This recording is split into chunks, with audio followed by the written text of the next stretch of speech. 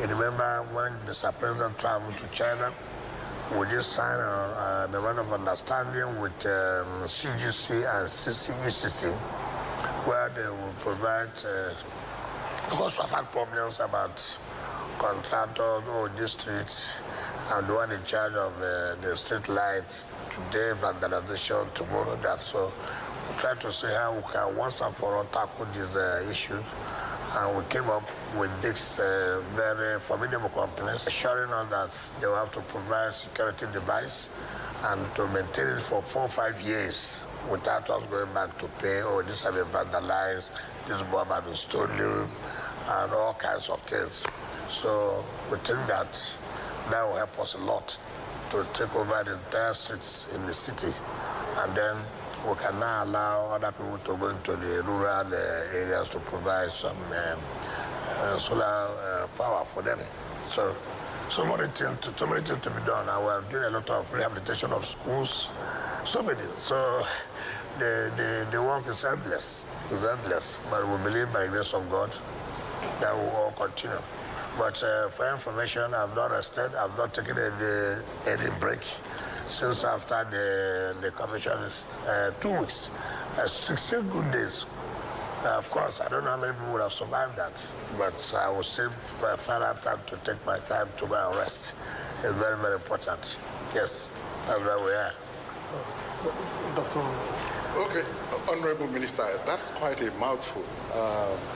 I know you have been inundated with acclamations, if you like, in the last how many years that you've been in office. People have spoken about your the infrastructural revolution that you've been able to bring in the FCT. However, your critics are not relenting. What they are saying is that you're concentrating on the brick and mortar of governance, infrastructure, and as a form of showmanship. They are saying that you've neglected some more enduring aspect of governance. They talked about inclusive urban planning, stakeholders, engagement and consultation, and that, that's what you're prefacing in this government. Are you not bothered? Bothered of what? I mean, from the question you asked, that provider of infrastructure is showcasing, is just playing to the gallery. Urban planning. How do you provide infrastructure without urban planning? It's unfortunate that we are not engaging with stakeholders. How would you know when we engage stakeholders? You are aware that when we came on board, it has never happened that we have to visit all the 6 area councils, where we start with the youth, start with traditional rulers, start with the women. And that was the first time that the stakeholder will say, look, this is our major part. You also remember how the youth secretary was created by Mr. President. How the women's secretary was created. It was never in existence in Abuja. Action with the stakeholder, non-engagement of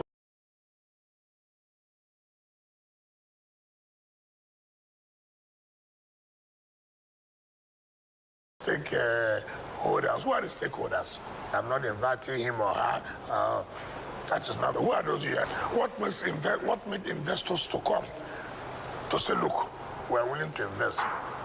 Will an investor come and provide infrastructure? Will an investor come and provide road? When these things are not in place, it will not encourage anybody to come, because these are the primary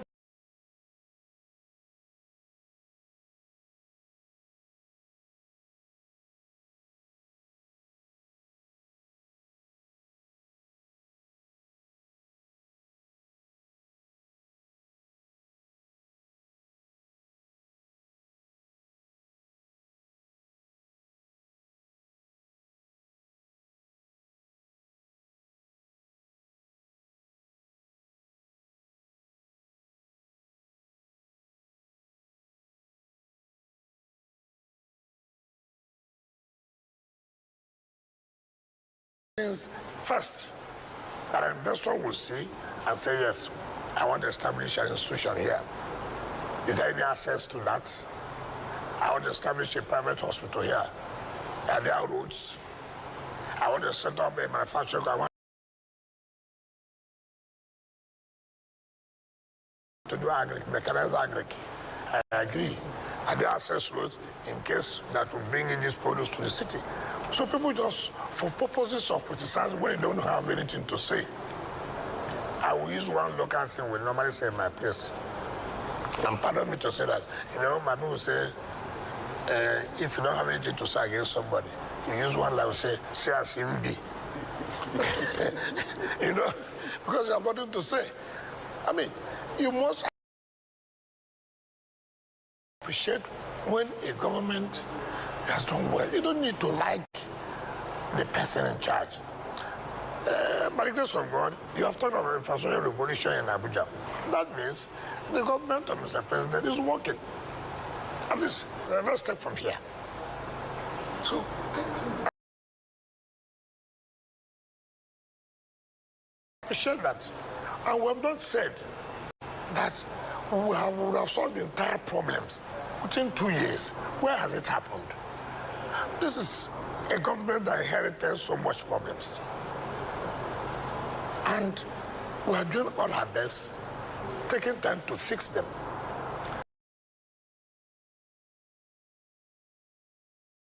And suddenly within 2 years, something you have not done for 10 years, 20 years, since 1999, within 2 years, everything must have been fixed.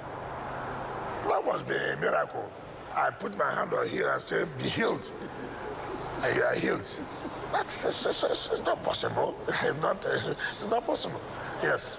Honorable Minister, it's interesting that you mentioned rehabilitation of schools. Yeah. You talked about more projects that are coming. Because like my colleague mentioned earlier, the criticism has been that you've been focusing or leaning on physical infrastructure, which you're doing laudable well. People have been, praising you for that. You tell us more about some of the social development plans that you have beyond schools. Are there any? For instance, health, urban poverty, homelessness. What is the FCT doing in that regard? No, I also want to appreciate, you just said here that people of that are doing well in terms of rules, corrective rules, but have you also accepted, are you convinced that in terms of education, that we are doing something? We don't know. That's what you see, that is why. The point I'm making is that I want to give a channel to this. It's that the Mandate Secretary of Education will fund the logistics and give you years and the city and see the schools that have been rehabilitated. If I've gone to commission, you would allow this question. Because for me, I thought, well, look, what am I going to, commission, schools, furnished schools? For me, it's not important. Also, in terms of the social development, talking about in terms of the youth, we are seeing what we are doing in Yayam, the Youth Development Center. As we speak to you now, we are building 3 sports centers for our youth. One in, I think, one in Guanada, and then 2 in the city here. So we're taking it, seriously, so that we know that once we are focused with this, we are done with this, we move to the next. It's not just to scratch. Let it be that at the end of the day, you scratch, nothing meaningful will come out of it. So these are things that we are doing. Maybe it is not possible. It's not possible for us to say, look, we want to go and flag off for these projects, we want to go and commission the projects. It's not possible. We take what we think that, well, these are very, very, very, very projects to spend billions of naira that people should see what you've done. But if the project where you are spending 1% billion and this and that, by the time we say we want to go and commission those projects, you will also ask, must we commission everything? So I would think that you will help us by we provide logistics. You go with the Mandate Secretary of Education, Mandate Secretary of Social Development, and then go and see things on ground, what we're doing.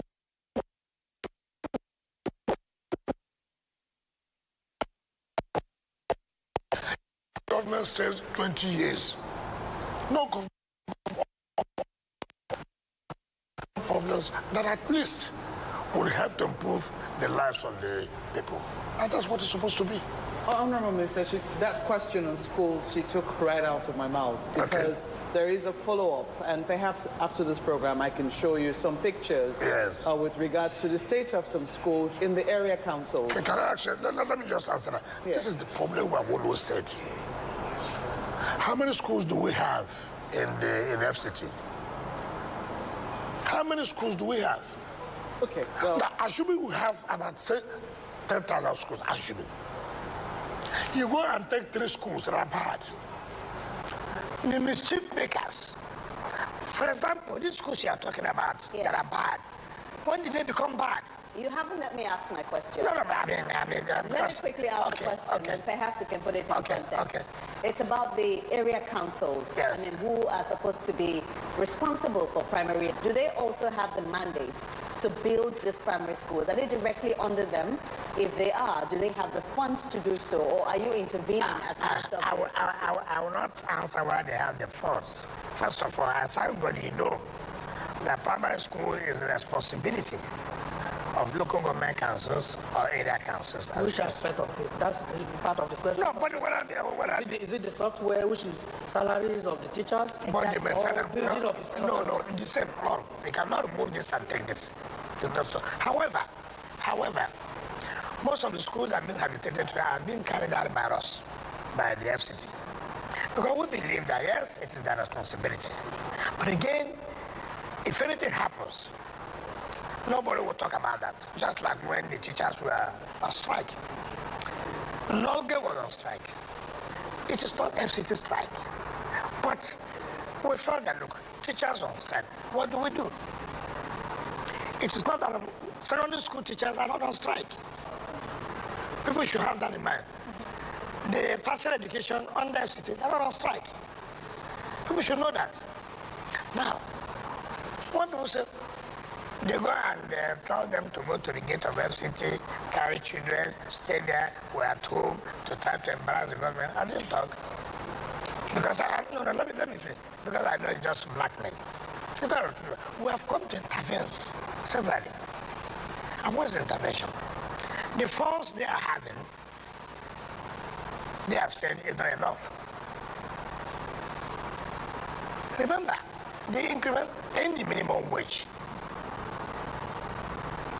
affected them.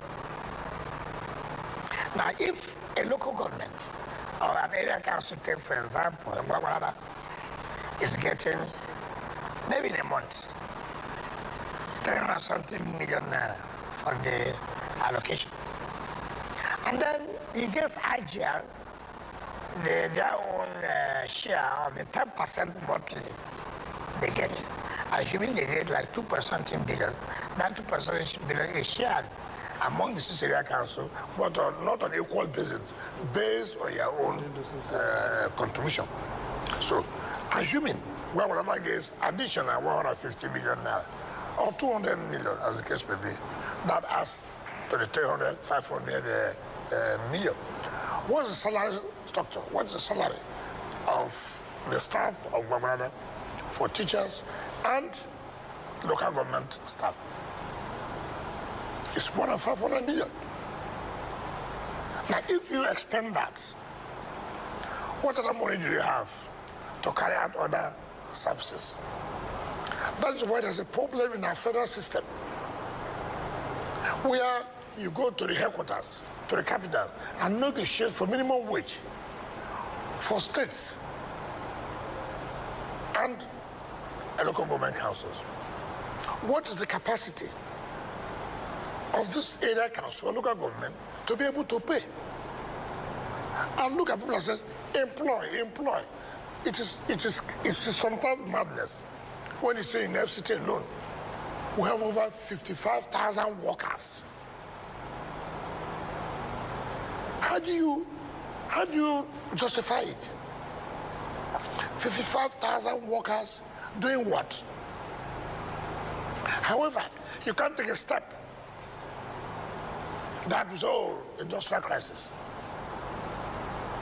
But nobody talks about the funding. Where would this money come from? FCT area councils are not like other local governments where you have one for the oil producing states and what we only do is taxes. Remember, what comes to the FCT is 1% of the allocation of federal government. So if the federal government, for example, gets in a month 800 billion from the share of the federation account, what they will pay to FCT is how much? 1% of 800 billion is how much? 8 billion. So understanding, just a moment, just understanding the challenge that the area councils are facing, particularly in that area of education, because I can see that you're making some intervention efforts. Yeah. Would you say that you would declare a state of emergency in the infrastructure around education, given just how decrepit and how long a backlog? No. You're in a good place to make that request. No. That's why, as a senator, as members of the House of Reps, in the National Assembly, you start from there. Let people understand that, yes,